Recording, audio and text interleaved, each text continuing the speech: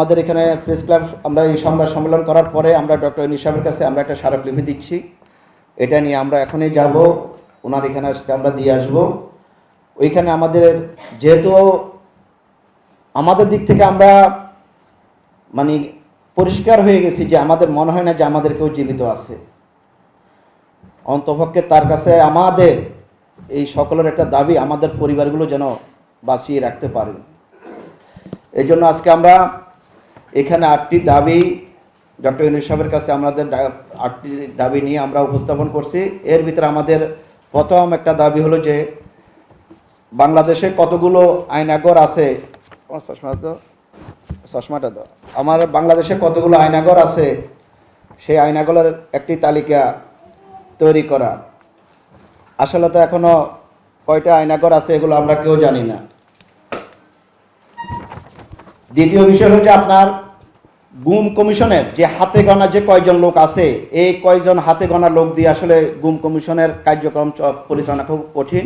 এই জন্য গুম কমিশনের লোকবল বৃদ্ধি করতে হবে এবং কার্যক্রমগুলো সঠিকভাবে তদন্ত হচ্ছে কিনা এই জন্য একটা মনিটরিং সেল তৈরি করতে হবে এবং মনিটরিং সেলের মাধ্যমে আসলে কাজগুলো হচ্ছে কিনা তদারকি করার জন্য।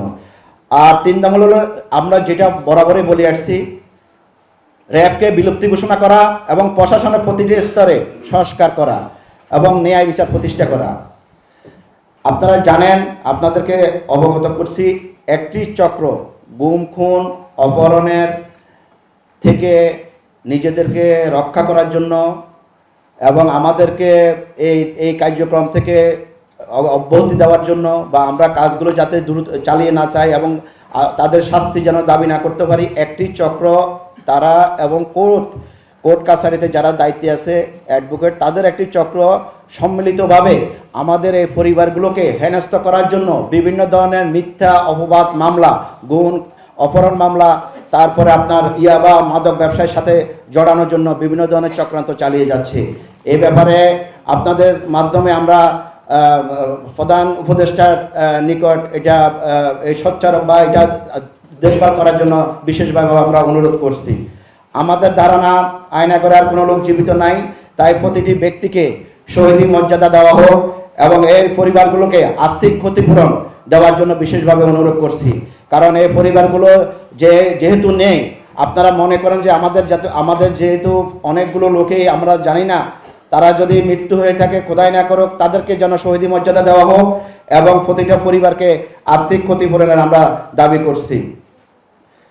ভিকটিম যারা ফেরত আসে নাই অথবা যাদের আর পরিবারে ফেরত আসার সম্ভাবনা নাই, তার পরিবারের কথা চিন্তা করে প্রতিটি পরিবার থেকে একটি লোককে চাকরি ও তাদের মাসিক ভাতা প্রদান করার জন্য আমরা জোর দাবি জানাচ্ছি।